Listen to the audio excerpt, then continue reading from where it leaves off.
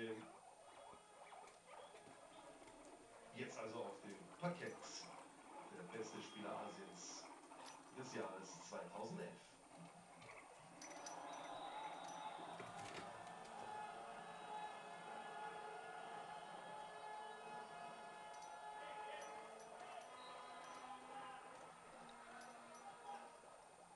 Foulspiel hier von Jonathan Toro. In diesem bisher sehr fairen Achtelfinale.